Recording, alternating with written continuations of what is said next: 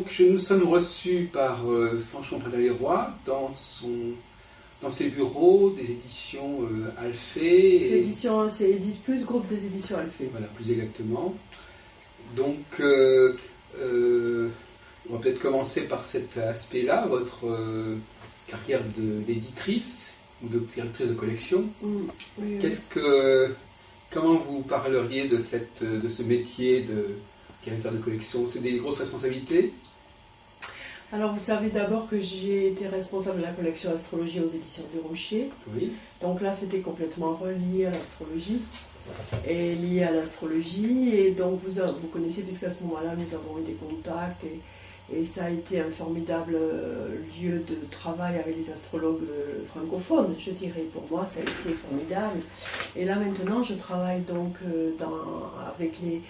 je suis responsable des collections des éditions Alphée et je travaille donc sur la production de tous les ouvrages des éditions Alphée. Oui. J'assume la fabrication, ma société ici assume la fabrication de tous les ouvrages des éditions Alphée. Ça fait 8 à 12 ouvrages par mois. C'est énorme. Près d'une centaine par an. En fait. Oui, c'est beaucoup.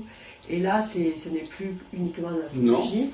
Bien que, vous voyez, nous venons de sortir un ouvrage de Rudyard, de rééditer un des vieux ouvrages de Rudyard, un ancien ouvrage de Rudyard. Je le cherche, là, je ne le vois pas, j'irai le chercher tout à l'heure, je vous le montrerai. Mais donc, maintenant, mon travail est tout à fait différent, ce n'est pas uniquement l'astrologie. Et ce n'est pas non plus uniquement un travail avec des ouvrages de spiritualité, d'ésotérisme. Et nous faisons aussi des ouvrages grand public parce que dans l'édition, il faut financer des ouvrages profonds et importants par des ouvrages grand public. Donc ça peut vraiment être beaucoup plus large. C'est-à-dire que ça peut être par exemple sur la condition de la femme, je ne sais pas. Ou sur par exemple, on a publié un ouvrage sur Ingrid Betancourt, on l'a sorti en janvier. Ah oui. Donc vous voyez, on était quand même dans l'actualité. C'est un ouvrage qu'on voulait sortir, c'est un très bel ouvrage sur Ingrid Betancourt, pour montrer le type de femme que c'était, le combat qu'elle menait, et puis pour soutenir sa libération. Donc on l'a sorti en janvier, et maintenant il marche bien, puisqu'elle vient d'être libérée grâce à Dieu, vous voyez. Donc c'est différentes sortes d'ouvrages. Alors c'est pas relié à l'astrologie, mais mon parcours m'a conduit là. Au fond, je ne sais pas très bien pourquoi, mais voilà, j'en suis là aujourd'hui. Oui, donc effectivement, vous avez été formé dans le milieu astrologique, mais pour faire des choses qui dépassent largement. En fait, si vous voulez, dans le milieu astrologique... Vous aviez une carrière aussi dans l'enseignement, voilà, dans la formation. On peut dire que dans le milieu astrologique, Jacques, vous voyez, vous me connaissez bien, j'ai fait tout ce qu'il est possible de faire avec l'astrologie, d'une certaine manière. C'est-à-dire que j'ai écrit, j'ai fait de la recherche. On va en parler. Donc j'ai écrit, on va y revenir. On peut dire qu'ensuite j'ai fait de l'enseignement. Oui.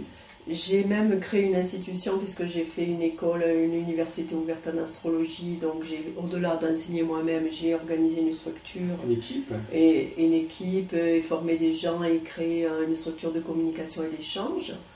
J'ai fait de l'édition en astrologie. Donc, qu'est-ce qui me manque? La chose que j'ai le moins fait en astrologie, c'est des comment dirais-je, des consultations. Oui, c'est ce que j'allais dire. Ouais. Oui. Mais j'en ai fait. Quand même. Oui. Mais j'en ai fait et c'est fondamental. Mais donc, on peut dire que toute la palette astrologique, je l'ai... Sauf peut-être quand même au niveau... Enfin, bon, je veux dire qu'il faut quand même distinguer le fait de diriger une école d'astrologie et le fait, par exemple, de s'occuper d'une association astrologique rassemblant différents astrologues. Enfin, à moins que pour vous, c'était à peu près un peu la même chose. Non, c'est pas la même chose. Oui, donc... Il y avait deux fonctions, d'ailleurs, dans Université, mais peut-être que c'est pas le moment d'en parler, mais dans Université, j'ai créé Université avec une idée, si vous voulez, très claire, de relier les fonctions d'une université. C'est-à-dire la fonction d'éducation et de formation, la fonction de recherche, et une fonction qui est importante à l'université, qui est une fonction aussi de communication, de diffusion des connaissances de l'université. Donc j'ai relié enseignement, recherche et formation, j'ai toujours essayé de relier les trois, et communication. Et l'Internet a joué un rôle important dans toute cette affaire. Disons que oui, parce que, en fait, si vous voulez, mon parcours est assez atypique, parce que j'ai toujours travaillé dans le domaine de la diffusion des connaissances. Ma formation, c'est sciences de l'éducation. Oui. Voilà. Et donc, j'ai rencontré Germaine Nollet, d'ailleurs, au moment où j'entreprenais des études de sciences de l'éducation. Et donc, dans les sciences de l'éducation, j'ai tout de suite compris que dans le monde dans lequel nous entrions, il fallait la communication et les nouvelles technologies étaient primordiales. C'est-à-dire qu'il fallait, pour que les jeunes qui arrivaient dans le monde, les nouvelles générations, avaient besoin de toute la palette de nouvelles technologies pour s'intéresser à la connaissance. Et donc j'ai travaillé sur toutes les technologies, c'est-à-dire que j'ai fait de la télévision éducative, du câble, j'ai monté une chaîne éducative sur le câble, j'ai travaillé sur le satellite, j'ai créé des programmes, je travaillais dans une association où on diffusait des programmes éducatifs par satellite. J'ai ensuite créé sur Internet.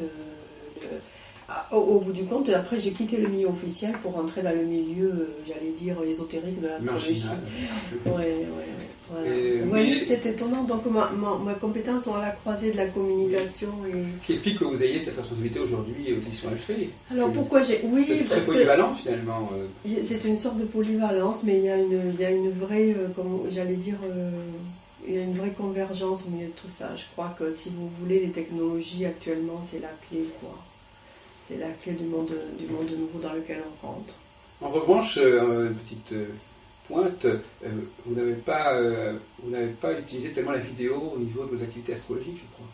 Ben, disons, oui, là vous avez raison. Je ne l'ai pas utilisé, j'ai fait un film en vidéo au niveau astrologique, j'ai fait un film sur Germaine oui, absolument, qui est un DVD. Mais je n'ai pas fait comme vous êtes en train de le faire, qui je trouve est une très très bonne idée. Oui. Et je n'ai pas utilisé la vidéo en astrologie, mais j'ai fait plus d'une centaine de films éducatifs. Oui, ben justement. Pas en astrologie, oui. mais seulement ça demande, parce que vous êtes très courageux d'ailleurs, parce que ça demande beaucoup de travail, un peu moins de financement maintenant qu'auparavant, mais faire des films éducatifs. Mon rêve, vraiment, Jacques, ça serait de faire des films d'astrologie. Qui correspondent à quoi? Pour vulgariser l'astrologie. Mais j'ai fait des projets, j'ai jamais trouvé de financement pour ça. Il ne pourrait pas y avoir un département vidéo à Alphée qui ferait des DVD spécifiques? Sans doute pas Alphée. Alphée, c'est Jean-Paul Bertrand, c'est lui. Moi, je travaille, peut-être qu'un jour dans ma société à moi, je créerai ça, mais il faudrait que j'ai des... Parce que franchement...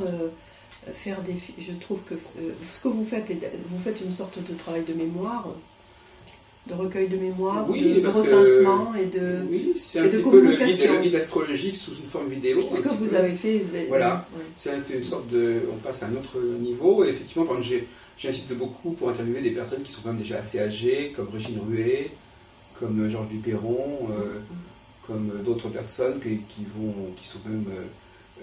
comme Marie Delclos. Enfin, il y a des gens qui effectivement sont un petit peu... moi, je crois que c'est dommage de ne pas les savoir. Absolument bizarre. Et si vous voulez, alors, ce que je voudrais vous dire, c'est que quand je vous ai rencontré, quand je suis arrivée dans l'édition, aux éditions du Rocher pour la responsable de collection en astrologie, je vous ai donc rencontré à cette occasion, et tout de suite je me suis dit, c'est ce pôle-là qui est essentiel dans l'astrologie, c'est-à-dire recenser les forces astrologiques. C'est-à-dire vous avez été le premier à recenser par votre guide ce qui existait en astrologie. Or, c'est ce que je venais de faire dans l'éducation, c'est-à-dire que pour lancer, et c'est pour ça que j'avais voulu publier votre guide, malheureusement nous n'avons pas abouti ensemble, mais vous avez été courageux, vous avez continué tout seul. Quand même pas, Mais c'était pour ça aussi que ça m'a beaucoup intéressée, parce que j'avais, si vous voulez, compris que pour qu'un milieu se développe, il fallait qu'il y ait une visibilité des acteurs. Or, en astrologie, il n'y avait pas de visibilité. Et vous avez contribué avec le guide à rendre la visibilité. Mais avant le guide, il y avait les colloques aussi. Il y a trois stades. Les colloques, c'était aussi une façon de partager un même espace quelque part, de se retrouver dans un même espace. Le guide, c'est aussi figurer dans un même espace qui est le livre. Et la télévision aussi. Donc c'est pas pareil, parce que le guide, si vous voulez, vous avez recensé tous les acteurs. Dans les colloques, tous les acteurs ne viennent pas. Les colloques que j'avais fait à une époque, attention, je voudrais quand même me faire bien comprendre, parce que ça correspond à ça. Les colloques d'aujourd'hui ne sont pas les colloques d'hier. L'enjeu des colloques des années 70, c'est pas l'enjeu des colloques des années 90.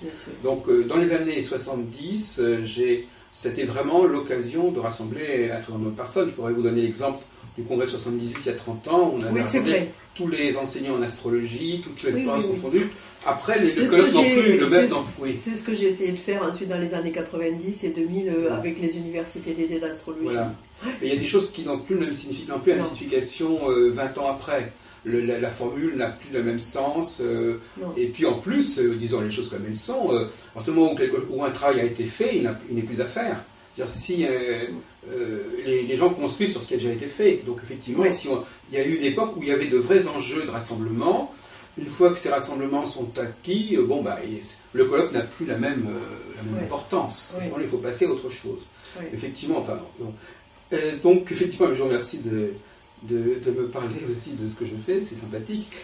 C'est un échange, non? Oui, voilà, on peut en faire effectivement d'ailleurs un véritable échange.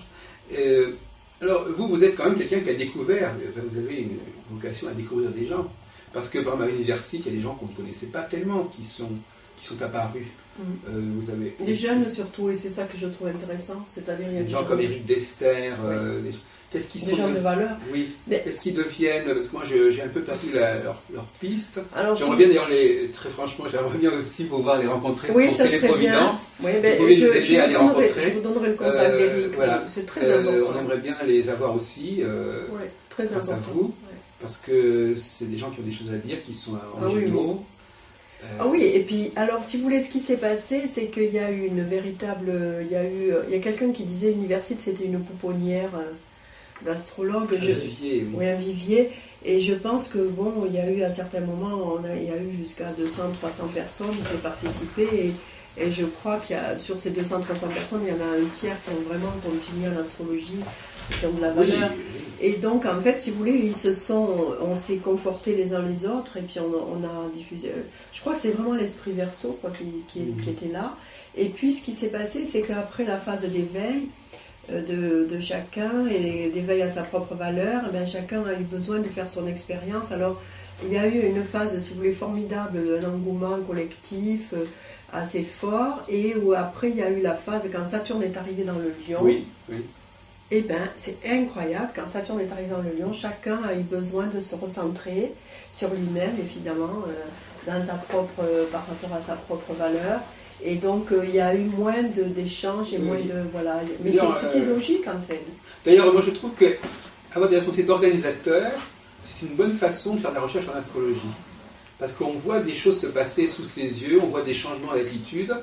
Et quand on n'a pas de responsabilité organisationnelle, il y a des choses qui peuvent nous échapper au niveau astrologique. Parce que l'astrologie, les cycles astrologiques ont des retentissements directement sur le comportement des gens. Ah oui.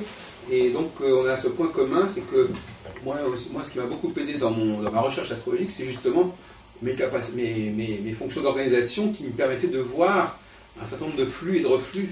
Oui. Et ça, au niveau de la recherche, tout le temps, si vous voulez, que j'ai travaillé à l'université, en fait, j'ai créé l'université en 98 et et je l'ai conduit jusqu'en il y a un an, en fait, en quelque sorte, un an et demi, jusqu'en, disons, 2005. Depuis 2005, 2006, je commence. Depuis 2006, je commence jusqu'à. Est-ce que vous êtes venu à Metz la foire internationale de Metz? Non, j'ai pas venu. Mais par contre, je suis venu aux réunions aux portes ouvertes de l'université. Voilà. Et à l'université d'été, oui. Voilà. Et ensuite, donc, je suis venu effectivement aussi à Montpellier. Aux universités d'été. Oui. Voilà. Et donc, pendant 8 ans, ensuite, maintenant, c'est Éric Dester qui continue avec d'autres personnes. Et moi, je suis passée à l'édition parce qu'à un moment donné, j'ai eu le sentiment d'avoir terminé ma tâche. C'est-à-dire, j'ai contribué à ce que des gens se retrouvent, se rencontrent, se forment, continuent leur chemin, et chacun a continué son chemin, et le collectif n'existe pas dans la même... Si vous voulez, moi, étant ascendant Verseau et Sagittaire ascendant Verseau, j'ai une sorte vraiment d'engouement, et je crois beaucoup au collectif, à la force des collectifs.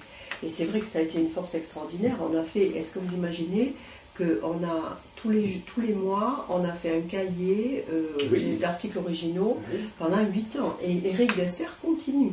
C'est-à-dire que cette puissance-là continue avec Éric Dester et Robert Agnès, d'ailleurs, Favrol, qui travaille avec lui.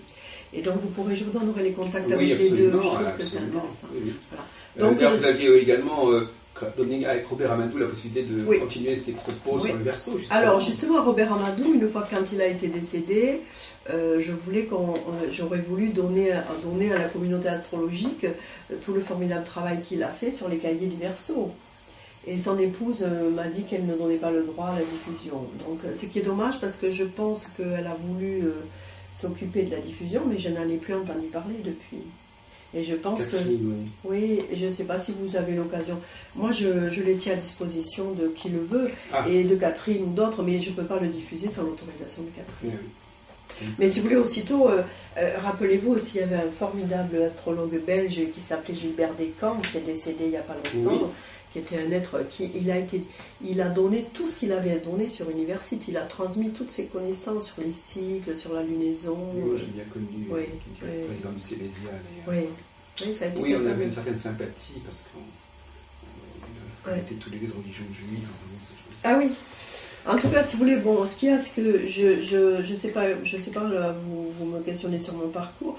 J'ai un parcours un peu assez singulier où j'ai fait beaucoup de choses différentes. Et là, pour le moment, je suis en attente. Je suis en maturation astrologique. Je ne suis pas en train de passer à un autre niveau de ma recherche astrologique. Oui, enfin, un point commun que nous avons, c'est qu'effectivement, parallèlement à votre faculté d'organisation, vous menez une réflexion astrologique originale, personnelle, et novatrice. Mais je sais c'est pas toujours le cas de certains responsables qui finalement ne brillent pas par l'originalité de leurs travaux. Si vous voulez, alors, il y a quelque chose quand même, je travaille dans la suite de Germaine Hollet, de Charles Vouga, oui. Mais ce que je pense, si vous voulez, c'est que j'ai jamais créé, vous savez, j'ai créé Universite, mais je n'ai pas appelé Universite l'association des Charles Vouga, Germaine Hollet. C'est-à-dire que j'ai pensé que, si vous voulez, on ne pouvait pas fonder quelque chose de nouveau prisonnier d'un schéma ancien. C'est-à-dire que je pense qu'on doit créer des collectifs qui sont dans l'axe Lion-Verseau et pas Cancer-Capricorne. C'est-à-dire que chacun, par sa singularité, doit rayonner l'astrologie à sa manière. Et donc, la diffusion des connaissances de Germaine et Hollet de Charles Vouga, ça c'était ce qui me convenait à moi, mais ce n'était pas forcément à tout le monde. Et que donc chacun avait j'avais à diffuser cet enseignement, mais aussi le diffuser tel que moi je le comprenais, et je pouvais le développer, le faire grandir, ou peut-être le réduire à certains moments. C'est vrai que vous voyez ce que je veux dire. Oui. Et là, je crois, ce qui m'étonne beaucoup, c'est que sur Universite, on a mis à disposition toutes les enseignes, toutes les cassettes de conférences de Charles Vouga. Et ça vous étonne dans quel sens? Ce qui m'étonne, c'est qu'elles ne sont pas consultées. Oui, c'est ce que je pense. Alors, si vous voulez, pendant des années, on m'a dit, voilà, la diffusion, tu fais pas tout ce qu'il faut, il faudrait diffuser. Alors d'abord, j'ai mis les cassettes en vente, et puis ensuite, on les achetait jamais, donc je me suis dit, c'est à cause des cassettes. Eric Dester a fait un travail. Et vous voulez dire qu'il les a numérisées? Il les a numérisées. Ah oui, il les a numérisées. Elles sont toutes... Alors, vous imaginez que maintenant, sur un CD, sur un DVD, vous avez toutes les 90 conférences de Charles Vouga. Oui, oui, oui. Donc, au niveau de la mémoire, on a fait un travail considérable. Et il y a très peu de gens comment dirais-je, qui s'en emparent. Ah oui, qui les téléchargent en fait. Ouais. Oui. Ouais. Nous aussi, on a un énorme... Parce qu'en fin de compte, pour dire la vérité, on s'est mis effectivement très rapidement, à partir de 84, on a beaucoup filmé nos colloques, mais on a quand même une énorme collection de cassettes audio de différents astrologues, de différents débats. Et il faudrait aussi, on envisage de les mettre également en ligne tôt ou tard, mais il y a des problèmes techniques à résoudre.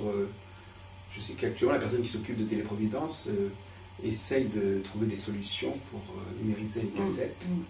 Mais je crois qu'on a une responsabilité, effectivement, à mettre tout ça à la disposition. Alors, effectivement, comme vous dites, peut-être que les gens n'ont pas encore pris le goût de... Mais peut-être qu'ils n'en ont pas besoin. C'est-à-dire que moi, je pense que les idées, peu à peu, si vous voulez, la conscience...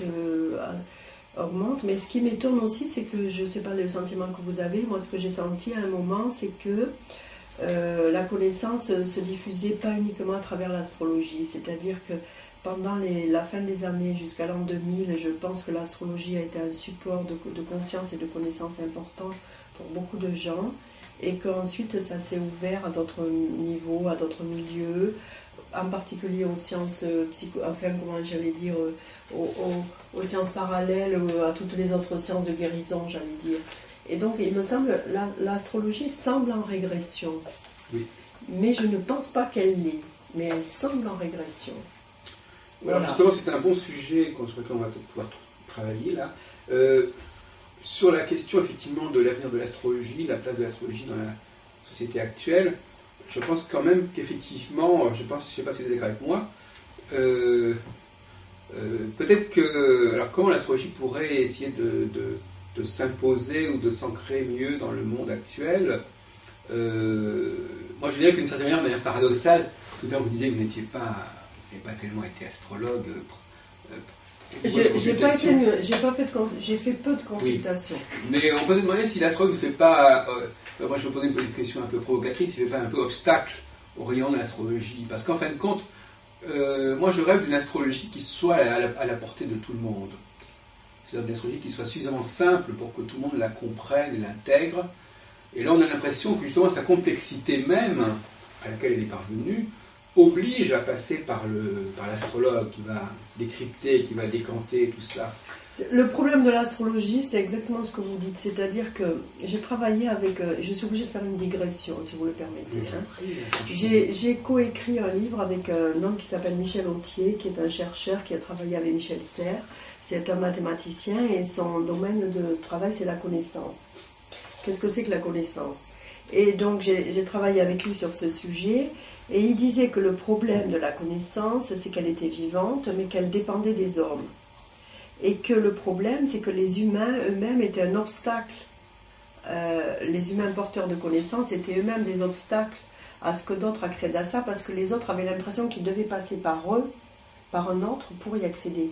Et le problème de l'astrologie, il est là, c'est-à-dire c'est une connaissance vivante qui est humaine, c'est une science humaine, et bien plus que ça certainement, je pense qu'elle est encore à un autre niveau que les sciences humaines. Elle est une je pense qu'elle est une méta-science. On va voir ça, oui. Oui. Et la question actuelle, si vous voulez, c'est que il n'y a plus d'astrologie populaire. L'astrologie populaire est dégradée. C'est que de l'horoscopie. Elle est dégradée depuis longtemps, j'allais dire. Et que l'astrologie de recherche, elle n'a pas de lieu d'expression, en France en particulier. Ce qui fait que, si vous voulez, elle semble être en train de mourir parce qu'elle n'a pas de lieu. Alors, je ne comprends pas tout à fait cette notion de lieu. Alors, je parlais elle n'a pas de lieu d'expression, c'est-à-dire que dans les médias actuels, on entend parler d'astrologie que d'astrologie dégradée. D'accord. On ne voit jamais un chercheur. Bon. À l'université, vous le savez, il n'y a pas de chaire d'astrologie. Non. Moi, je vais me promener souvent à l'Académie des sciences. Oui. Je passe devant et je me dis, le jour où il y aura l'astrologie reviendra à l'Académie des sciences, alors peut-être on sera dans un nouveau monde. Mais le problème, il est là, c'est, si vous voulez, le fait que, je veux dire, la plupart, tant que l'astrologie souffre du manque enfin, elle est incompatible avec l'ancien paradigme de la pensée et des connaissances. Ce qui veut dire qu'en ce moment, elle est en train d'être en régression parce que elle est incompatible avec les modes actuels de diffusion des connaissances scientifiques et humaines. Oui. Moi, ce que je constate qu'effectivement, c'est que au niveau des paradigmes, enfin si on peut dire, qui sont passés dans le grand public, il y a les fameuses 12 signes zodiaques, si vous voulez. C'est-à-dire qu'il y a une classification caractérologique, on peut appeler comme vous voudrez, ou symbolique. En revanche, concernant la prévision, et même la cyclicité tout court, l'astrologie n'est pas arrivée à élaborer un paradigme prévisionnel simple. Quand les gens ouvrent leur horoscope, ils voient des prévisions, mais ces prévisions, ils ne comprennent pas comment elles sont rédigées. ils regardent le bélier, on va leur dire... Je suis d'accord avec vous, mais ce sont les médias. Par exemple, j'en ai l'expérience directe. J'ai essayé de faire... Pendant quelque temps, je me suis dit, je ne ferai jamais de l'horoscopie. Puis, vous vous rappelez le fameux colloque, la fameuse université d'été à Palavas, vous y étiez? Non, moi je suis allé au congrès de la fédération. Mais celle que j'ai organisée à Palavas, vous n'étiez pas? Je ne sais plus. Bon, enfin, en tout cas, peu importe. À ce moment-là, il y avait justement en particulier le CEDRA. Et comment s'appelle-t-il notre ami du CEDRA? Maurice Charvet qui disait, de toute façon, les astrologues, ils sont un petit peu comme des marchands de pizza, mais ils ne veulent pas vendre leur pizza. Ça serait comme des marchands de pizza qui ne voudraient pas vendre leur pizza. Vous voyez, ça ressemble à ce que vous dites. C'est-à-dire qu'il dit, ils ont quelque chose, mais ils ne le donnent jamais. C'est-à-dire, ils ne le mettent pas sur la place en disant, venez, voilà ce que je vends, voilà ce que je propose, c'est ça que vous pouvez venir chercher. Et je me suis dit, Charvet a raison. Il faut peut-être qu'on se positionne pas bien, peut-être qu'on a un certain snobisme, on garde la noblesse de nos connaissances, mais on est des chercheurs, on reste entre nous, mais qu'est-ce qu'on donne au public? Alors à partir de là, je me suis attachée, et je me suis dit, je vais faire des horoscopes différents. Et donc je vais faire des prévisions, et je vais essayer de montrer que les prévisions... Et oui, j'avais lu vos fameux bouquins avec le Viking, je crois. Voilà, je l'ai fait aussi avec Paul Bernard, oui. Donc c'était quand même un travail assez élaboré. Oui. Mais qu'est-ce que vous voulez, ça n'a pas trouvé son public. Alors sans doute parce que c'était pas bon, parce que peut-être que si c'est très bon, ça trouve forcément le public, mais aussi parce que les médias n'attachent pas. J'ai essayé de proposer des horoscopes dans des journaux. Quand le journal féminin Jasmin s'est créé, j'ai eu l'occasion de faire une proposition. Alors, ils m'ont dit, oh mais c'est trop élaboré ce que vous faites, oui. Il faut rester dans le travail, famille, patrie, quoi. Vous voyez, enfin, j'exagère, je dis exprès travail, famille, patrie, mais c'est travail, amour, voilà, santé. Ah, j'ai essayé de faire autre chose, donc de parler, d'essayer d'amener les gens à dire qu'il y avait des dates, il y avait des cycles, il y avait des climats, il y avait des... Bon, mais ça leur plaisait pas, ou c'était trop long, ou c'était trop court. Donc, vous savez, les médias, ils formatent, hein. Oui, enfin, moi je suis... Excusez-moi de revenir un peu sur ce point. Je pense quand même que, bon, l'astrologie, moi je suis connu pour proposer une astrologie minimale, donc je suis un peu dans les extrêmes. L'astrologie, elle est quand même... je ne sais pas, vous allez nous expliquer éventuellement quelle était, puisque quand même on est dans une téléprovidence, donc c'est quand même pour des gens qui... On peut rentrer comme dans le détail des techniques. Je veux dire, bon, si vous voulez, pour simplifier, par exemple, quel est l'outil prévisionnel que vous voudriez mettre en avant, par exemple?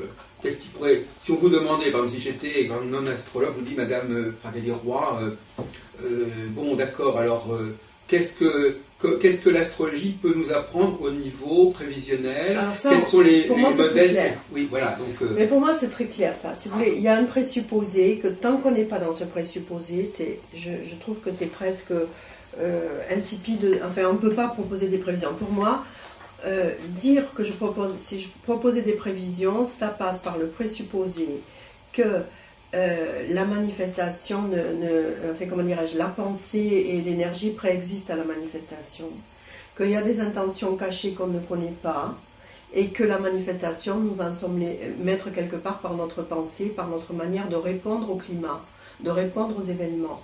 Et donc, si on n'est pas encore dans notre monde capable de comprendre qu'on n'est pas complètement déterminé, mais qu'on est libre, et que de toute façon, c'est nous qui, par notre manière d'être, par notre conscience, par comment nous répondons au monde, c'est nous qui faisons la manifestation.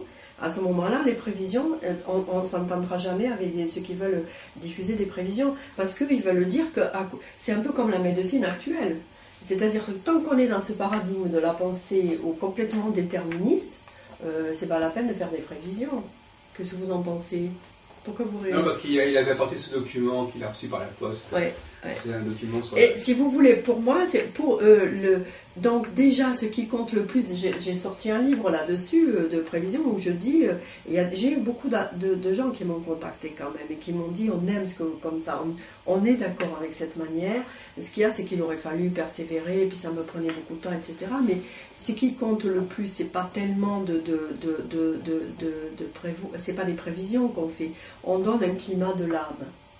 On donne, si vous voulez, un climat en fait, on est des météorologues de l'âme. Alors être des météorologues de l'âme, c'est plus compliqué que d'être des météorologues du temps. Un météorologue de l'âme, il faut d'abord savoir ce que c'est que l'âme, avoir une vision philosophique du monde, voir dans quel système de pensée on s'intègre et comment, quelle représentation. Or, si vous voulez, tant que le mode dominant de pensée reste méconnaît l'âme, ben, c'est pas la peine, hein. Ou la renvoie uniquement à des systèmes de croyance, c'est pas la peine. Alors justement, sur ce point, quand on parle de public, on parle aussi de collectif, et donc par conséquent, il y a un grand sujet, moi, qui me préoccupe constamment, c'est le fait que l'astrologie est pris en quelque sorte le parti de l'individu face au collectif. Oui, vous avez raison, et ça c'est pas bon. Voilà. Alors, vous entendez ces astrologues qui vous disent, vous comprenez, n'est-ce pas, tous les gens du bélier ne se ressemblent pas, et puis on ne peut pas faire de... Voilà. Mais à force de vouloir insister sur la différence entre les uns et les autres, on embrouille. L'astrologie devient d'une complexité extraordinaire. Et donc il y a déjà un obstacle épistémologique là, parce qu'au fait, les astrologues n'assument pas la dimension collective. C'est-à-dire qu'il y a bien l'astrologie mondiale, mais si quelque part, malgré tout... Non, c'est pas encore, elle n'est pas mûre. Voilà. Je veux dire, je pense avoir travaillé avec des personnes, je pense que Rudyard était de cette dimension, et Ruperti aussi, mais particulièrement Germaine Hollet et surtout Charles Vouga étaient des êtres qui travaillaient au niveau du collectif. Parce que Germaine Hollet, elle a été une des premières à amener les idées de génération par les positions des transpersonnels. Ouais. Et si vous voulez, je ne crois pas que l'astrologie du XXIe siècle, ça sera une astrologie lion-verso, c'est-à-dire qu'il saura positionner l'individu dans son collectif. C'est qu'on ne peut pas séparer l'individu de son collectif. Il faudrait une astrologie écologique, si vous voulez. Vous voyez ce que je veux dire? Systémique. C'est-à-dire qu'on ne peut pas séparer l'individu de son collectif.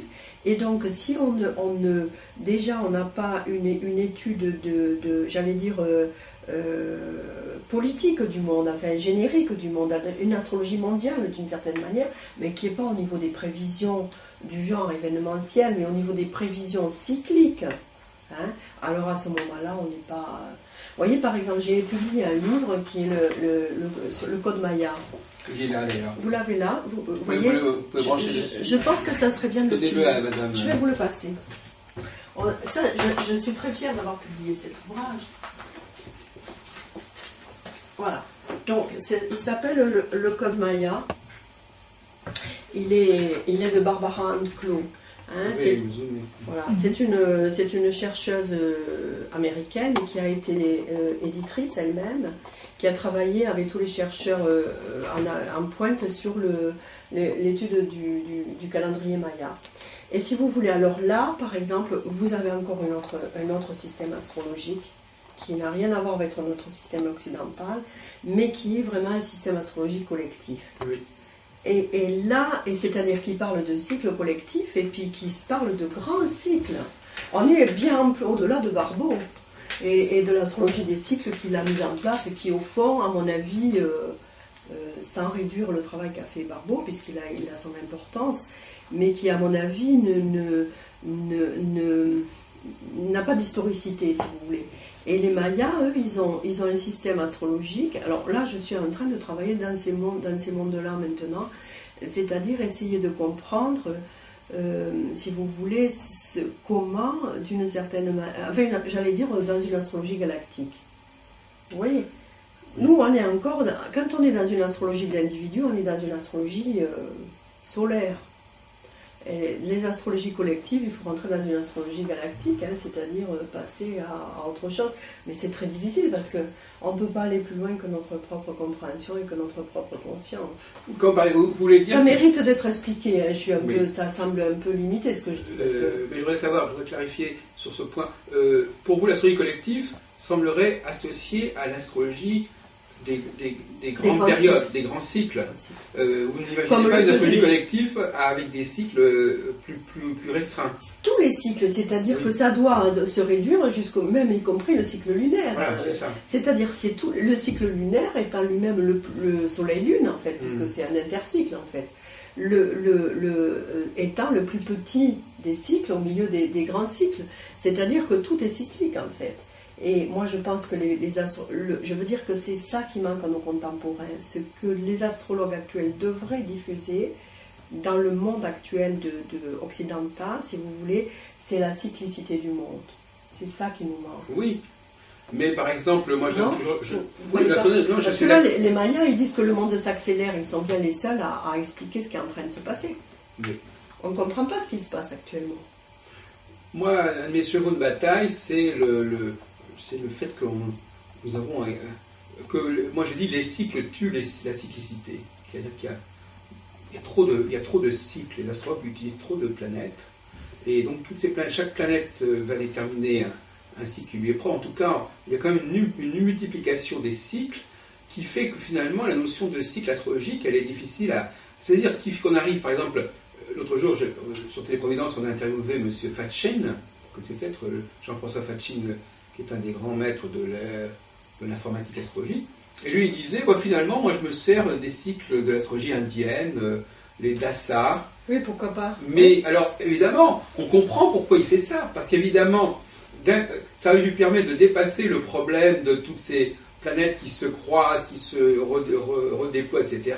Avec les dasas, je ne suis pas du tout en train de défendre cette théorie, mais je veux dire, psychologiquement, on comprend que les astrologues essaient d'arriver à quelque chose de relativement simple, où on sait que pendant tant d'années, on sera sous la domination de telle planète, et puis dans telle année, telle autre planète. C'est-à-dire qu'on a l'impression quand même que l'astrologue est envahi par la complexité et qu'il cherche à en sortir. Par exemple, la fameuse théorie des nœuds lunaires, l'axe des nœuds lunaires.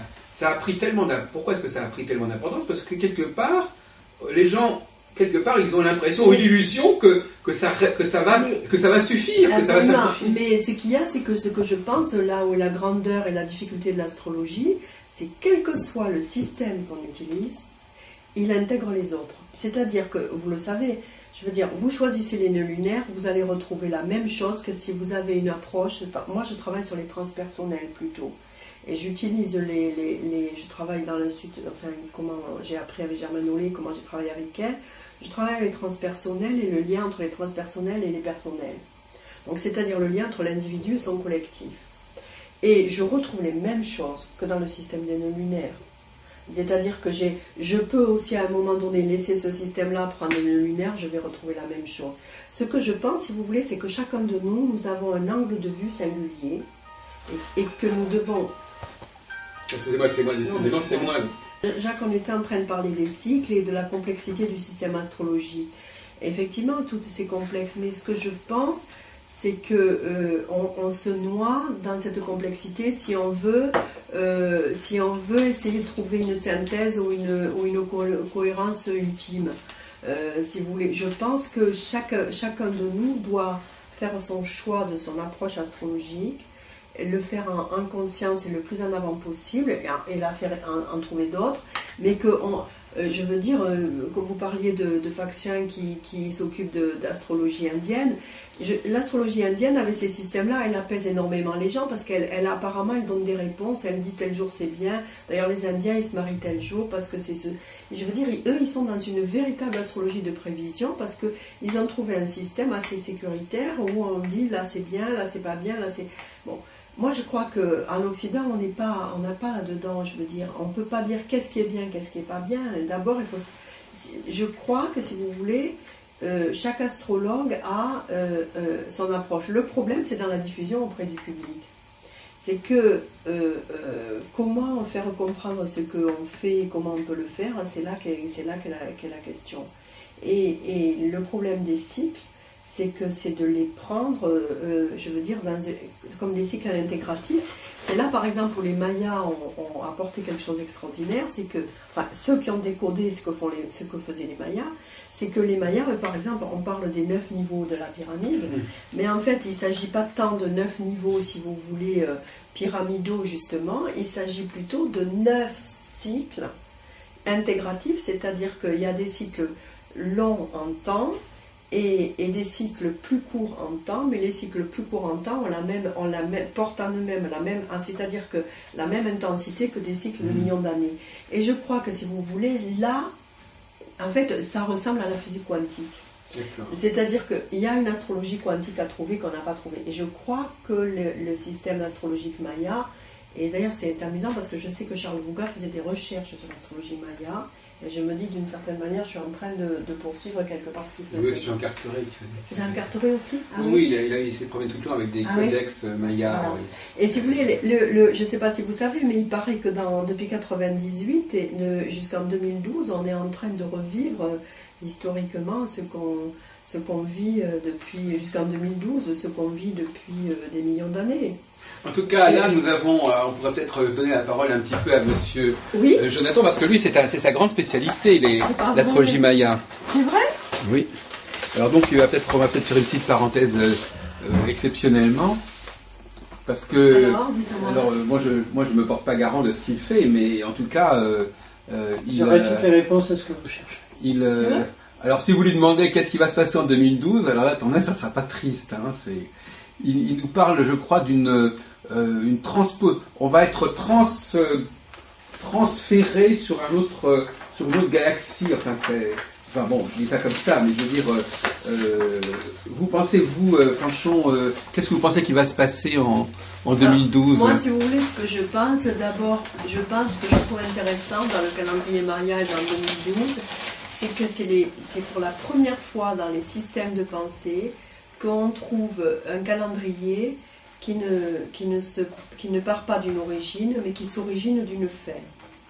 C'est-à-dire qu'il ne s'est pas donné une origine, il ne nous a pas donné une date d'origine, mais il nous a donné une date qui est une date de fin de quelque chose, mais qui est une date de passage.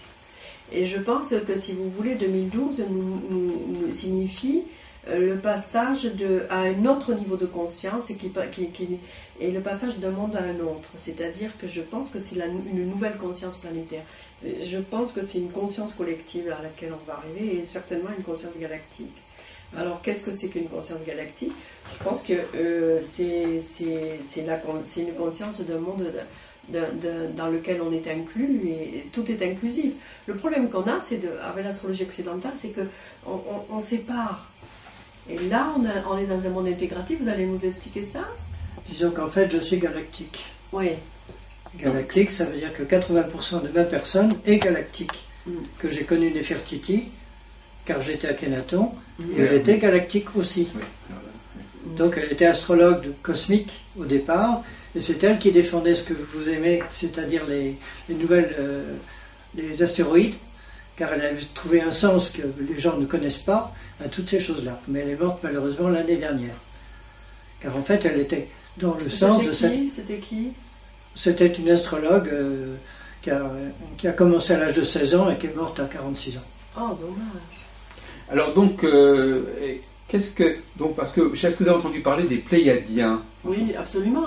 Barbara Nclos, elle en parle. Voilà, donc monsieur est aussi persuadé En fait, j'ai fait le voyage dans les Pléiades. Oui. Vous avez travaillé, vous connaissez Barbara Nclos? J'ai lu l'ouvrage en question, oui.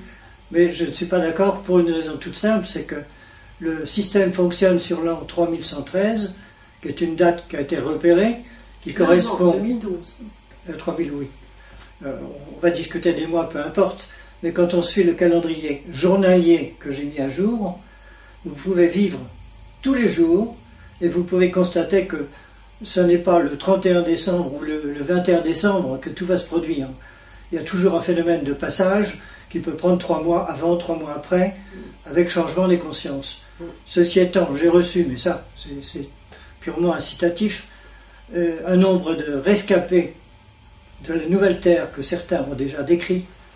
Et je sais qui crée cette nouvelle Terre, c'est-à-dire une fusion avec le Nouveau Monde, une Terre qui sera 2,72 fois plus grande que la Terre actuelle. C'est une Suédoise qui a eu des révélations là-dessus, et j'ai su qui elle a reçu. C'est un séraphin qui en est le responsable, qui s'appelle Séraphiel. Donc en fait, c'est déjà vu par d'autres personnes que moi. Moi, je n'ai fait que compléter la vision. Donc, on m'a sorti le chiffre de 1 750 000 personnes de la nouvelle Terre, c'est-à-dire les gens qui feront le passage, changement de conscience, avec automatiquement, ils seront tous plus ou moins clairaudients. Donc ils seront à des niveaux de conscience très très élevés, mais uniquement pour cette Terre. Les autres, ils iront ailleurs. Or, quand on parle de 7 milliards d'humains Quand on arrive à 1,750 milliard, ça veut dire qu'il va y avoir des tas de catastrophes, mais pas dans le sens où les gens les imaginent.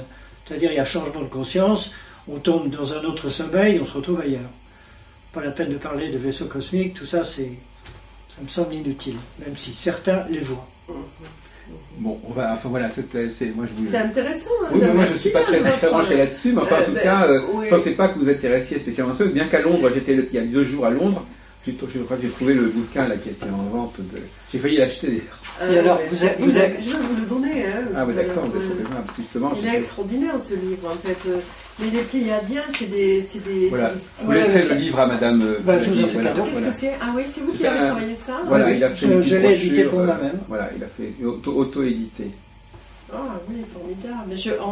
Vous me laisserez votre contact, on se retrouvera. Bien sûr. Vous habitez Paris? Vous l'avez Oui, d'abord, dans la banlieue de l'Ouest. Dans l'ouvrage, vous l'avez. Très intéressant. Bon, mais écoutez... Ah oui, juste. D'accord.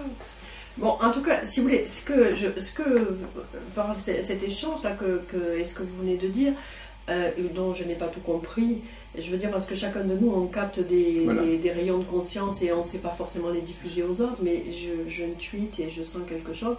Moi, ce que je sens, c'est qu'on est dans un profond changement et que de toute façon, pour écouter la science aujourd'hui, dans notre conscience, on n'a pas intégré ce que la science a découvert au XXe siècle, c'est-à-dire les niveaux quantiques.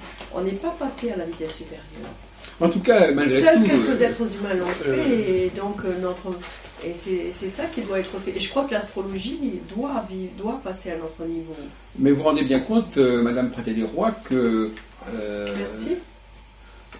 Mon observation va être d'une grande banalité, c'est-à-dire qu'effectivement...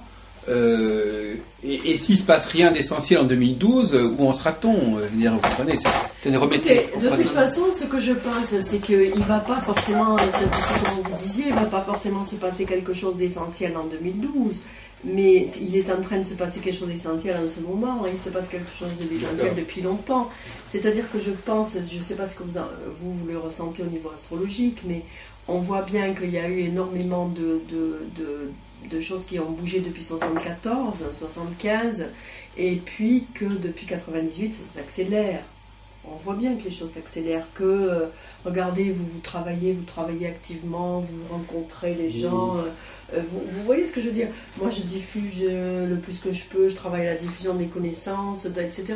Je crois que tous on est à l'œuvre et que donc il se passe quelque chose à chaque instant. Mais qu'on n'en a pas conscience sur le moment, mais après on s'en rendra compte. Moi, je crois que chacun de nous aura un passage différent. Oui, quelle est votre position? Moi, ma position est assez différente. Moi, justement, je crois que l'astrologie est un peu là pour, entre guillemets, raison gardée. C'est-à-dire qu'effectivement, moi j'ai toujours été un peu allergique, bien que j'ai fait un bouquin sur l'ère du Verseau, enfin un collectif, mais j'ai toujours été un peu allergique à l'idée d'une astrologie qui renoncerait à parler de ce qui finalement relève d'une récurrence permanente et qui n'est pas dans l'ordre du linéaire. C'est quelque chose qui soit vraiment cyclique. Parce qu'il y a une dimension cyclique. Regardez, par exemple, nous dormons, enfin, il y a des choses qui sont de l'ordre des cycles et qui ne bougent pas. Moi, je pense que l'astrologie a plus vocation à parler des cycles éternels et qui nous ramènent et qui nous relancent en permanence, plutôt que de nous parler de choses qui vont changer radicalement. Alors déjà, justement, au niveau, j'ai fait un article là-dessus récemment, d'ailleurs je l'ai diffusé sur Université, on peut déjà très simplement dire que 2012, c'est le premier carré d'Uranus à Pluton, qu'on est dans le cycle Pluton-Uranus qui a démarré en 64-68, enfin qui a déjà créé les événements de 68, et que donc nous n'en avons pas fini avec mai 68. Oui. Bon, donc déjà, il y a toujours des scénarios qui se reprennent. Nous, on le sait comme astrologue. Ensuite, on sait qu'il y a eu un cycle de Uranus-Neptune qui a commencé en 92, qui est un cycle de 164 ans, à 19 degrés du Capricorne, et que donc là on est au début de quelque chose, on sait tout ça. Donc 2012 semble particulier. Moi je pense aussi qu'il y a des apparitions. Vous parlez d'une personne qui travaillait sur les astéroïdes. Ce que je pense par exemple, c'est que Chiron a une importance majeure et que cet objet qui est apparu, je ne sais plus en quelle année, 77, oui, et qui a vraiment une position singulière et qui est ni un astéroïde, qui est un planétoïde, enfin on sait bien dans la caille. Et à mon avis, il est le corps de manifestation d'un grand être cosmique. Je parlerai comme ça, je dirais que c'est le corps de manifestation d'un être cosmique qui, d'une certaine manière, vient nous enseigner des choses, puisque Chiron était un enseignant. Je vous signale une surprise, des gens qui sont clairaudients ou clairvoyants d'une certaine manière, ils discutent avec Chronos. Et Chronos, il l'invoque pour obtenir que leur emploi du temps soit bien respecté, puisque le temps s'est tellement accéléré qu'on le gâche. Oui, oui, oui. Et je pense qu'on a des recherches à faire, si vous voulez, sur des objets comme ça. Vous travaillez sur Chiron? Non, moi justement, vous savez, moi je suis très particulier. Je n'utilise pas les planètes transsaturniennes. Je ne crois pas spécialement à l'importance de leur découverte, ni même à la signification de leur découverte au moment où ils sont découverts.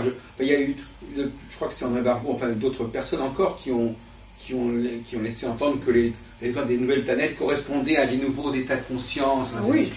C'est une idée qui est très récurrente. C'est ce qu'a dit Rudyard. Voilà, donc il a repris cette idée. C'est une astrologie très particulière. Cette astrologie, vous savez, l'astrologie pendant des siècles, elle n'a pas du tout fonctionné comme ça. Il y avait un nombre de planètes bien défini, qui était bien circonscrit, et on n'aurait pas imaginé, un astrologue du 7e siècle n'aurait jamais imaginé que la découverte d'une planète aurait en elle-même signifié un changement de quoi que ce soit. Pour lui, les planètes, c'était les planètes, elles pouvaient revenir, mais on a l'impression de revenir à une astrologie, vous savez, un peu une sorte d'astrologie de la préhistoire, vous savez, les présages, quand tout d'un coup on regardait le ciel et puis on voyait quelque chose apparaître. Non, c'est pas ça du tout. Ce que je veux dire par rapport à ça, quand je parle de Chiron ou quand je parle des transpersonnels, enfin pour moi c'est majeur. Les transpersonnels, c'est l'avènement d'une conscience collective. Oui. Et donc on n'est plus dans la visibilité, on échappe au visible, on rentre dans l'invisible et c'est l'ouverture vers la galaxie, c'est-à-dire, et donc là maintenant le Pluton qui vient de passer au centre galactique pendant 3 ans, en Sagittaire, je veux dire, maintenant on est en train de s'ouvrir à une conscience galactique. Oui, oui. Et je veux dire, on est dans un saut de conscience énorme parce qu'au niveau... et c'est ça que veut dire le code Maya à mon avis, c'est-à-dire qu'il y a 3 siècles, il a fallu qu'on passe d'une vision géocentrique à une vision héliocentrique, ça a demandé un effort considérable, et il y en a qui ont failli être brûlés en voulant le faire. Oui. Voilà, et nous on est maintenant comme astrologue ou comme être de ce siècle, nous sommes aussi étranges que ceux qui croyaient à l'héliocentrisme quand il fallait surtout pas parler encore du soleil au centre. C'est-à-dire qu'on passe à un nouveau paradigme où l'univers est intégratif, c'est-à-dire qu'il n'y a pas que notre univers, il y a plusieurs univers, qu'ils coexistent, et puis qu'il y a peut-être 9 dimensions, etc., que les Pléiades sont aussi importantes. Enfin, vous voyez, je n'ai pas de contact particulier, je ne suis pas clairaudiente, je suis astrologue seulement, et encore tout juste, mais je veux dire, je crois sincèrement que, si vous voulez, les astres qui arrivent sont des corps de manifestation de conscience. Oui. C'est-à-dire que tout est vu dans l'univers, et que donc par exemple, Chiron est le corps de manifestation d'une conscience cosmique qui vient nous apporter quelque chose. De la même façon, on pensait par exemple que si les astronomes ont nommé ces planètes, c'est parce qu'ils sont eux-mêmes inspirés. Bien sûr, voilà. Même s'ils ne le savent pas. Voilà, c'est ça. Parce que sinon, comment ils l'auraient appelé, pourquoi l'aurait-on appelé Chiron bon, je pense, des fois je me dis, il y a un problème avec Neptune, ou Uranus, je pense que, si vous voulez, Uranus et Neptune, ils auraient pu être... Je pense que, par exemple... je sais pas, mais on aurait pu trouver... ou Pluton même, on aurait pu l'appeler Déméter ou Perséphone, ça aurait été de la même... Vous voyez ce que je veux dire? Oui, tout à fait, vous avez le droit tout à fait de le penser. On aurait pu, par exemple, Uranus, on aurait pu l'appeler Gaïa. Oui. Puisque c'est... Mais on l'a appelé Uranus. Bon, les astrologues auraient le droit de changer le nom des planètes. Parce que quelque part, si vous voulez, il y a un couple, il y a l'ombre de la planète, et l'ombre d'Uranus, c'est Gaïa, et puis l'ombre de Neptune, c'est... Vous voyez, Neptune, des fois, je me dis, c'est pas tout à fait Neptune, ça devrait être... Mais je sais pas, je sais pas forcément quoi, et puis d'autres le trouveront un jour. En tout cas, on l'a appelé Neptune, et c'est plutôt pas mal. Oui. Mais je pense qu'il faut se sortir de la mythologie gréco-romaine. Justement, c'est ce que j'allais vous poser comme question, oui. Elle nous réduit la vision. Et donc, il faudrait... Vous êtes d'accord pour qu'on utilise la mythologie esquimau ou la mythologie indienne. Mais la preuve, regardez, quand on a découvert Varuna. Oui, c'est pour ça que je dis. Varuna, donc à ce moment-là, ça voulait dire qu'on était en rapport avec une conscience bien antérieure qui était de ces grandes civilisations de la vallée de l'Indus. Bon, quand on a découvert, comment elle s'appelle cette... Sedna, oui. Qui est la mythologie esquimaude. Oui, c'est ça. Et ben, Sedna, Inuit. Et Sedna qui a 12 000 ans de cycle. Ben, moi, je pense que si vous voulez, le fait qu'on retrouve Sedna aujourd'hui, elle a un cycle de 12 000 ans, ça veut dire qu'on est en train, dans la conscience collective, d'intégrer, de digérer les fameux phénomènes, comme le dit Barbara Nclos, les catastrophes d'il y a 12 000 ans. Parce qu'il y a 12 000 ans, la Terre a connu plein de catastrophes. Donc en fait, les consciences sont en train de digérer les catastrophes. Elle parle de catastrophobie. Mais je trouve qu'on est en train de vivre. Donc je trouve que c'est intéressant qu'on aille chercher notre mythologie, que le fait d'intégrer Sedna, ça veut dire qu'on avance, ça veut dire que l'humanité est en train d'intégrer toutes ces consciences dispersées. Non, mais si vous voulez, on a là deux formes d'astrologie bien différentes. On a effectivement l'astrologie en quelque sorte traditionnelle qui assurerait les affaires courantes en quelque sorte et le retour des choses telles qu'elle a toujours existé.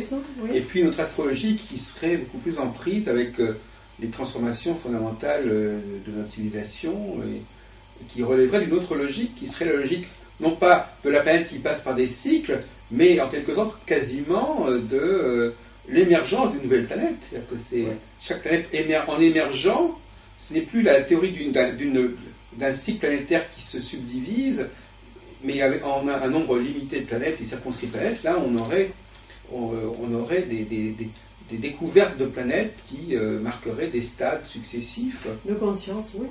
Alors, de toute façon, c'est toujours le problème de savoir, quand on parlait tout à l'heure au début de cet entretien, comment le public capte tout ça. Alors il y a deux choses, si vous voulez. Il y a la propre recherche et ce qu'on fait dans des groupes restreints de recherche et dans des collectifs ou autres, et puis il y a comment on le diffuse. Mais de toute façon, moi je pense que là j'ai beaucoup évolué sur cette réflexion sur la connaissance, et parce que je pense que les choses ne se diffusent jamais comme on pense qu'il faudrait qu'elles se diffusent. C'est que de toute façon, les choses se diffusent d'elles-mêmes à un moment ou à un autre, et jamais de côté positif des choses. Elles se diffusent par le côté négatif. C'est-à-dire qu'une conscience collective commence à se diffuser par l'idée, par la séparativité, par l'idée de l'individualité. Je veux dire, on est dans un monde de la dualité, et donc les idées, elles arrivent sur une face ou sous une autre, mais c'est la même chose pour que nous le travaillions, quoi. Donc, comment je crois que les astrologues, quoi qu'ils peuvent faire maintenant, à eux seuls, ils ne peuvent pas changer la société. Et on les entendra le jour où la société aura changé. Qu'est-ce que vous en pensez? Oui, donc il faut que la société ait changé. C'est ça. Justement, alors on revient à cette idée, tout à l'heure, vous parliez d'un... vous me disiez, enfin, c'est du moins c'est ce que j'ai cru comprendre, que l'astrologue... je vais reposer ma question. Qu'est-ce que si quelqu'un vous demandait, quelqu'un qui n'est pas astrologue vous demandait, Madame Pradé-Leroy, dans quelles conditions de ma vie, qu'est-ce qui arrive dans ma vie et qui serait particulièrement à rapporter à l'astrologie? Alors ça, si vous voulez, là on parle de la question de la consultation et de comment parler astrologie à quelqu'un. Alors il y a quelque chose dont l'astrologie ne peut plus ignorer, c'est la question des niveaux de conscience. D'accord. C'est-à-dire qu'on ne peut, on ne parle pas à un enfant de 5 ans comme à une adolescente de 15 ans ou à une vieille personne de 85 ans. Donc je pense que si vous voulez, l'astrologue doit, et c'est là, il doit avoir tellement de qualités humaines pour ça, il doit s'adresser à la personne selon la demande qu'elle a et le niveau de compréhension qu'elle a. Et ça, c'est quelque chose qu'on ne veut pas savoir parce qu'on fait fi de la différence. Or, en fait, on est tous excessivement différents, et surtout ce qui nous différencie, c'est les niveaux de conscience. Et donc, si vous voulez, quand quelqu'un vient nous demander des prévisions et qui veut être rassuré sur les prévisions, c'est vrai que d'une certaine manière, l'astrologue, il peut rassurer les gens qui ont besoin d'être rassurés. Parce que la cyclicité, on la connaît. On sait très bien que, de toute façon, à tel moment, le Saturne aura passé son transit et que les choses auront bougé. Donc on peut toujours répondre à quelqu'un qui a une demande événementielle. Lui dire, bon, en ce moment, vous n'allez pas bien, ça ne va pas bien, rien ne va dans votre vie, mais de toute façon, à partir de telle date, ça va aller mieux. Ben, déjà, s'ils ne sont pas capables d'entendre autre chose, je crois qu'on peut les aider comme ça. Mais cela dit, Franck les Rois, comme je disais tout à l'heure, en tout cas, on parlait de l'importance extraordinaire de l'astrologue. Finalement, c'est l'astrologue qui va expliquer au client ce qu'il en est. Mais le client, lui, il comprendra ce que l'astrologue lui en a dit, mais lui-même ne comprendra pas le raisonnement de l'astrologue. Parce que l'astrologue ne pourra pas lui fournir un paradigme suffisamment simple. C'est l'astrologue qui va... C'est pour tout à l'heure, au début de l'entretien, je disais, l'astrologie actuelle, elle a besoin de l'astrologue pour fonctionner.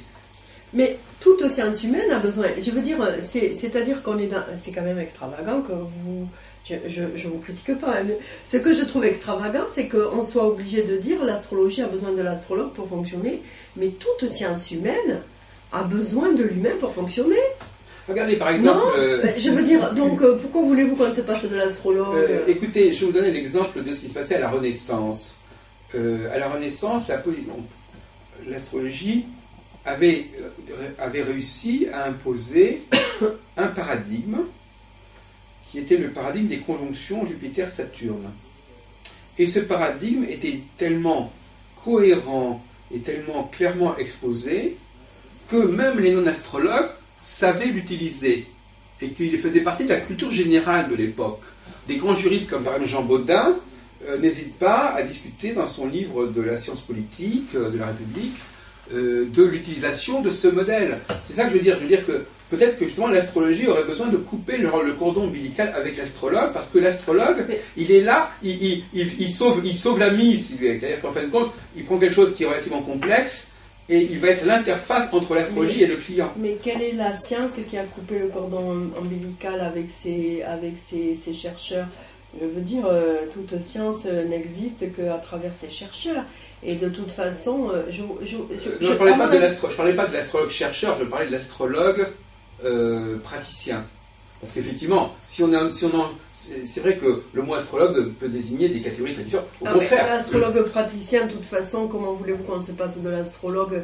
Il ne peut pas y avoir des réponses sans l'humain. Je veux dire, tout va demander... Moi, je pense que l'astrologie est une science humaine et qu'elle